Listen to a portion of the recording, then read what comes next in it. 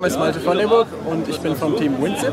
Wir sind insgesamt 9 Studenten, die sich zusammengefunden haben vor einem Jahr und zusammen das Konzept entwickelt haben und nun auch einen Prototyp gebaut haben. Und der Prototyp heißt auch WinZip.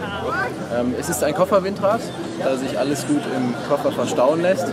Das ist auch ein Hauptprinzip von uns, dass sich unser Windrad sehr gut transportieren lässt und auch schnell auf- und abbaubar ist. Deswegen passt auch alles sehr gut in diesen recht kompakten Koffer rein. Der Mast lässt sich in 2 Teile unterteilen. Die Querstangen lassen sich alle abnehmen und die Flügel lassen sich gut in diesem Bereich hier verstauen. Genauso wie die Beine, die ebenfalls auch noch ausfahrbar sind, sodass man auf eine höhere Höhe kommt und das anpassen kann. Und die ganze Anlage wird dann über Heringe im Boden befestigt. Also unser Name WinZip kommt daher, dass wir unser Kofferwindrad sehr gut komprimieren können, also so ähnlich wie bei Windows das WinZip. Da das Ganze eben halt mit einer Windkraftanlage geschieht, heißt unsere Anlage WinZip. Das Prinzip der Anlage ist so, dass es auf einem Vertikalrotor basiert. In unserem Fall 9 Flügel, die gleichmäßig verteilt sind, sodass sich die Anlage von alleine andrehen kann. Das ist bei dem Paarrotor, auf dem das sonst basiert, nicht der Fall.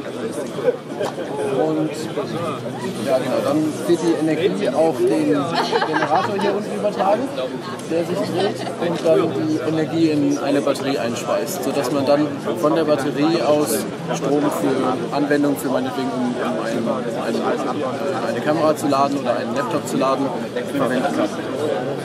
Anwendungsgebiete wären jetzt zum Beispiel, wenn man irgendwo in Urlaub fährt, dass man dann dort lokal Strom hat, ohne auf irgendwelche sonstigen Stromquellen angewiesen zu sein.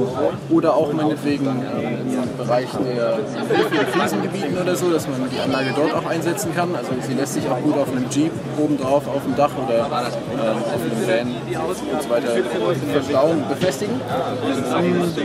Dann gibt es sicherlich noch viel mehr Anwendungsgebiete, auf die wir bisher noch gar nicht gekommen sind, aber die wir dann froh sind, wenn Anwender unsere Anlage dafür einsetzen. Alle Bauteile von uns passen ja in unseren Koffer rein. Die Größe entspricht so ungefähr der eines Trolleys. Und mit dem Tragegriff kann man den Koffer gut hinter sich herziehen und ihn somit gut handhaben.